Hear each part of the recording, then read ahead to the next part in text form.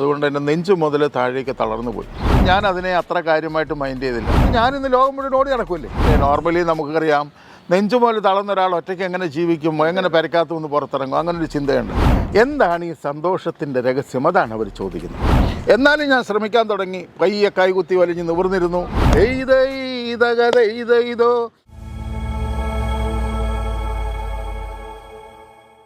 ജീവിതത്തിലെ കുറവുകളെ നോക്കി പരാതിപ്പെടുന്ന അല്ലെങ്കിൽ സ്വയം ഒതുങ്ങി ജീവിക്കുന്ന മനുഷ്യരെ നമ്മൾ ഒരുപാട് കണ്ടിട്ടുണ്ട്.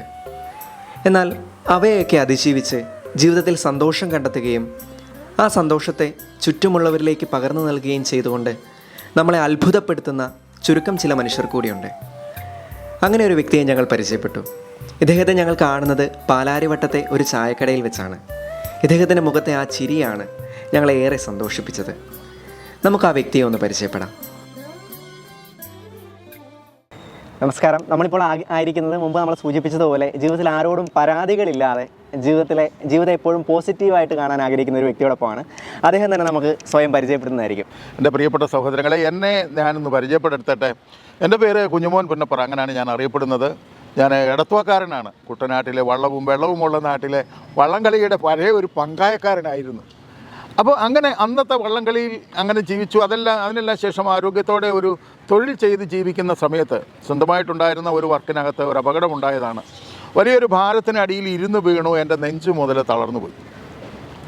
അപ്പം തളർന്നു കഴിഞ്ഞപ്പം വൈദ്യശാസ്ത്രം പറഞ്ഞു, സോറി, ഞങ്ങൾക്കൊന്നും ചെയ്യാനില്ല. കാരണം നിങ്ങളുടെ നെഞ്ച് സ്പൈനൽ കോഡാണ് കംപ്ലൈൻ്റ് ആയിരിക്കുന്നത്, അതുകൊണ്ട് ഒന്നും ചെയ്യാനില്ല എന്ന് വൈദ്യശാസ്ത്രം രണ്ട് കരങ്ങളും പൊക്കി സോറി പറഞ്ഞ് അവസാനിപ്പിച്ചു. കാര്യമായിട്ടുള്ള അപകടമാണ്. അതുകൊണ്ട് എൻ്റെ നെഞ്ചു മുതൽ താഴേക്ക് തളർന്നു പോയി. എനിക്ക് വിശപ്പ് അറിയില്ല, ദാഹം അറിയില്ല, മലമൂത്ര വിസർജനം അറിയില്ല. അങ്ങനെ ഏതാണ്ട് ഒരു 1.5 മാസത്തോളം ഹോസ്പിറ്റലിൽ കിടന്നു. പ്രത്യേക ട്രീറ്റ്മെൻ്റ് ഒന്നുമില്ലാതെ അവർ പറഞ്ഞു വീട്ടിൽ പോയിക്കൊള്ളുക, ഇനിയും പെരക്കകത്തു നിന്ന് പുറത്തിറങ്ങാനൊന്നും പറ്റില്ല. പക്ഷേ ഞാൻ അതിനെ അത്ര കാര്യമായിട്ട് മൈൻഡ് ചെയ്തില്ല. എല്ലാവരും എന്നെ കണ്ട് കരയുക, എന്നെ ആശുപത്രിയിൽ കാണാൻ വരുന്നവരെല്ലാം കരയുക. കാരണം നെഞ്ചു മുതൽ തളർന്നു പോയി. ഇതിപ്പോൾ 25 വർഷം കഴിഞ്ഞ് 26ാമത്തെ വർഷത്തിലാണ് ഇങ്ങനെ ജീവിക്കുന്നത്. 26 വർഷമായി ഇങ്ങനെയുള്ള ജീവിതം തുടങ്ങിയിട്ട്. നോർമലി നമുക്കറിയാം, നെഞ്ചു മുതൽ തളർന്ന ഒരാൾ ഒറ്റയ്ക്ക് എങ്ങനെ ജീവിക്കും, എങ്ങനെ പരിക്കാത്തു നിന്ന് പുറത്തിറങ്ങും, അങ്ങനൊരു ചിന്തയുണ്ട്. എന്നാൽ എനിക്ക് തോക്കാൻ ഇഷ്ടമില്ല. അത് ലോകത്ത് ആർക്കും തോക്കാൻ ഇഷ്ടമില്ല.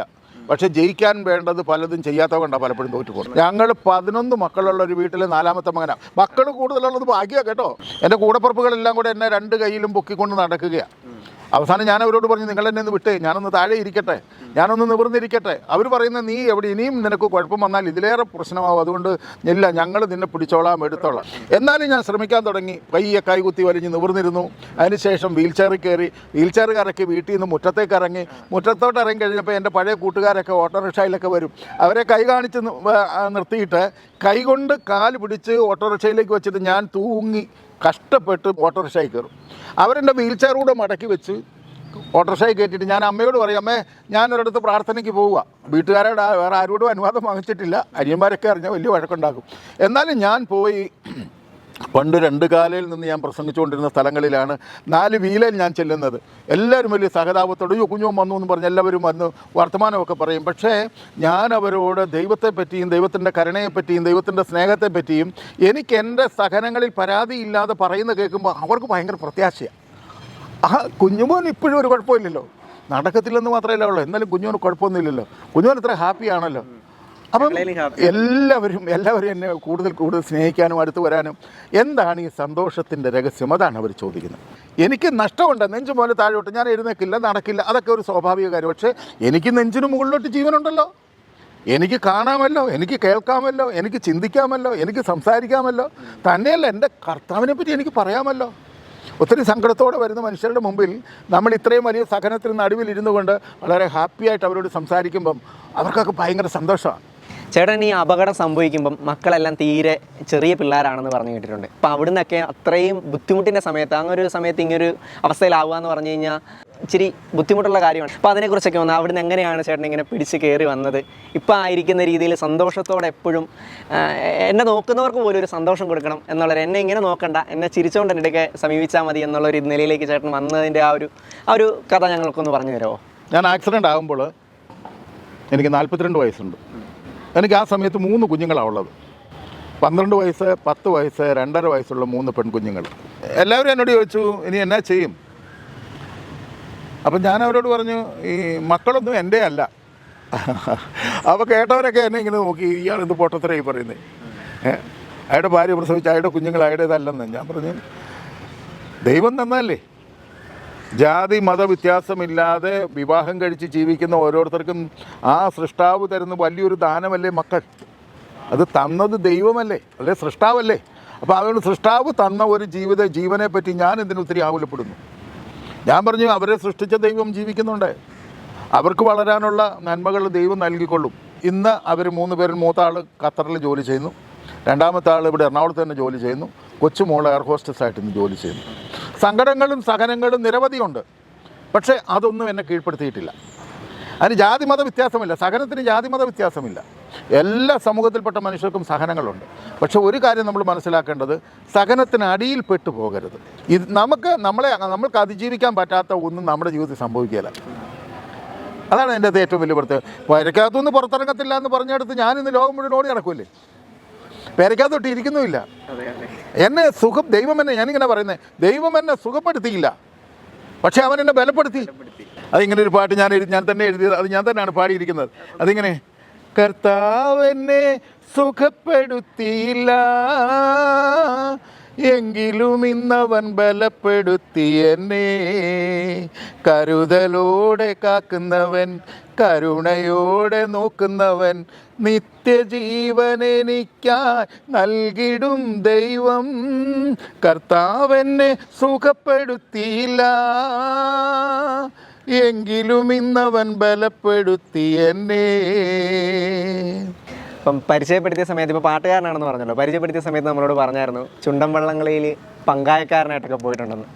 അപ്പം ചുണ്ടൻ വള്ളമായിട്ട് ബന്ധപ്പെട്ട പാട്ടുകളും വഞ്ചിപ്പാട്ടുകളൊക്കെ പാടുമോ? ചുണ്ടൻ വള്ളം കളിയിൽ ചുണ്ടൻ വള്ളത്തിൽ തുഴയാനായിട്ട് കയറി, താളക്കാരനായിട്ട് കയറി, അമരക്കാരനായിട്ട് കയറി.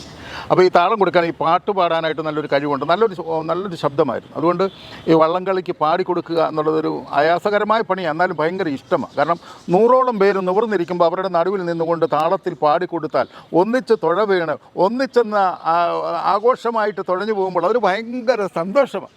അപ്പം ഞാൻ ഇങ്ങനെ പല പാട്ടുകളും, നമ്മൾ ഭക്തിഗാനങ്ങളും പാടും, സിനിമ പാട്ടും പാടും, സിനിമ പാട്ടൊക്കെ പാടും. അപ്പോൾ അത് എല്ലാവർക്കും കൂടെ പാടാൻ പറ്റുന്ന ഒരു പാട്ടായിട്ട് ഉള്ള ഏതെങ്കിലുമൊക്കെ പാട്ടുകളെടുത്ത് പാടും. പക്ഷേ എനിക്ക് ഈ നദോന്നത വൃത്തമാണ് വഞ്ചിപ്പാട്ടിൻ്റെ വൃത്തം. അപ്പോൾ എനിക്ക് ആ ഒരു താളം ഭയങ്കര ഇഷ്ടമാണ്, ആ ഋതത്തിൽ അത് പാടാൻ. മർത്യനെ സ്നേഹിച്ചു ദൈവം പുത്രനെ അയച്ചി ഭൂവിൽ, മനുജനായി പിറന്നിതാ യേശു തമ്പുരാൻ. ഇതാണ് അതിൻ്റെ ഒറിജിനൽ വൃത്തത്തിലുള്ളത്. അത് വഞ്ചിപ്പാട്ടായിട്ട് നമ്മൾ പാടുമ്പോൾ, മർത്യനെ സ്നേഹിച്ചു ദൈവം ദൈതോ പുത്രനെ അയച്ചി ഭൂവിൽ, ഇത്തത്താദിത്തൈ മനുജനായി പിറന്നിതാ യേശു തമ്പുരാൻ. ഓ ദിത്തിത്താരാദിത്തൈ ഇങ്ങനെ ഈശോയുടെ പരസ്യ ജീവിതം വരെ എനിക്ക് എഴുതാൻ സാധിച്ചു. അതൊക്കെ ഇങ്ങനെ മനുഷ്യർ ചെറുപ്പക്കാരൊക്കെ കൂടുമ്പോൾ അവരെയൊക്കെ സന്തോഷിപ്പിക്കാൻ ഒന്നിച്ചിരുന്ന് ഇങ്ങനെ പാട്ടും പാടി. കാരണം വള്ളത്തിൻ്റെ താളമാകുമ്പോൾ എല്ലാവരുടെയും മനസ്സിൽ ഒരുപോലെ നിൽക്കുന്നതാണല്ലോ, പ്രത്യേകിച്ച് കുട്ടനാട്ടുകാരുടെ. മനുഷ്യരുടെ സ്നേഹം ഞാൻ ഏറ്റവും കൂടുതൽ അറിഞ്ഞത് ഈ വള്ളംകളി ടീമിലാണ്. കാരണം ഞാൻ ആക്സിഡൻറ്റ് കഴിഞ്ഞ് വീട്ടിൽ ഇരിക്കുമ്പോൾ ഈ വള്ളംകളിക്കാരെല്ലാം കൂടെ ഒന്നിച്ച് ചോദിക്കുന്നത്, അടുത്ത വള്ളംകളിക്ക് മുമ്പ് എഡിറ്റ് വരികയല്ലേ ഞങ്ങളുടെ പങ്കായം പിടിക്കാൻ. പക്ഷേ അന്ന് ചുണ്ടൻവള്ളത്തിലാണ് പങ്കായം പിടിച്ചെങ്കിൽ ഇന്ന് ദൈവത്തിൻ്റെ വലിയ കൃപ കൊണ്ട് സുവിശേഷത്തിന് പങ്കായം പിടിക്കാനായിട്ടുള്ളൊരു ഭാഗ്യം. ഒരുപാട് സ്റ്റേജുകളിൽ കേരളം മുഴുവൻ വാഹനം ഓടിച്ച് നടന്ന് എന്നെ സുഖപ്പെടുത്താതെ ബലപ്പെടുത്തിയ ദൈവത്തെ പ്രസംഗിക്കുന്നു. എല്ലാം മറ്റും സുഖപ്പെടാനുള്ളതല്ലെന്നേ, അത് എത്ര പ്രാർത്ഥിച്ചാലും മാറാത്ത കുറേ പ്രശ്നങ്ങളുണ്ട്. അത് നമ്മളെ തകർക്കാനല്ലത്, പുതുക്കി പണിയാനാണ്. അത് ഏത് ജാതിയിലും ആയിക്കോട്ടെ, ഏത് ജാതി മതത്തിൽപ്പെട്ട മനുഷ്യനായാലും അവനൊരു ഈശ്വര വിശ്വാസിയാണെങ്കിൽ അവനെ തോൽപ്പിക്കാൻ ഒരു തിന്മയ്ക്കും പറ്റുകയില്ല. കാരണം ഈശ്വര വിശ്വാസത്തിനാൽ അവൻ്റെ ഉള്ളിലൊരു വലിയ കരുത്തുള്ള ആത്മാവുണ്ടാവും. ശരീരത്തിൻ്റെ 1/3 മാത്രം ജീവനുള്ള നിങ്ങൾക്ക് ഇത്രയും പ്രത്യാശയോടെ ജീവിക്കാമെങ്കിൽ, എൻ്റെ ജീവിതത്തിലുണ്ടായ എന്തെങ്കിലും ഒരു പ്രശ്നം കൊണ്ട് ഞാൻ എന്തിനാ ആത്മഹത്യ ചെയ്യുന്നത്? അത് വിഡിത്തമല്ലേ? അച്ഛൻ ചിന്തിന് ഈ നഷ്ടത്തെപ്പറ്റി ചിന്തിക്കുന്നത്, ആ പോയ കാശ് ഉണ്ടാക്കാനുള്ള പരിപാടിയാണ് ഞാൻ ചിന്തിച്ചുകൊണ്ടിരിക്കുന്നത്. വണ്ടി വാങ്ങിക്കാൻ കാശില്ല. ഒരു ദിവസം ഒരു കന്യാസ്ത്രീ എൻ്റെ അടുത്ത് വന്ന് ചോദിച്ചു, കുഞ്ഞുമോനൊരു വണ്ടി ഉണ്ടായിരുന്നെങ്കിൽ. ഞാൻ പറഞ്ഞു, സിസ്റ്റർ വണ്ടിയൊന്നും, നമ്മൾ വിശന്നാൽ വിശപ്പെന്നാന്ന് നമുക്കറിയാം. അപ്പോൾ അതുകൊണ്ട് നമ്മൾ ആഹാരം കഴിക്കുന്നു. അങ്ങനെ ആഹാരം കഴിക്കുമ്പോൾ വിശക്കുന്ന മറ്റൊരു മനുഷ്യനെ കൂടെ ഓർക്കുന്നത് നല്ലതാണ്.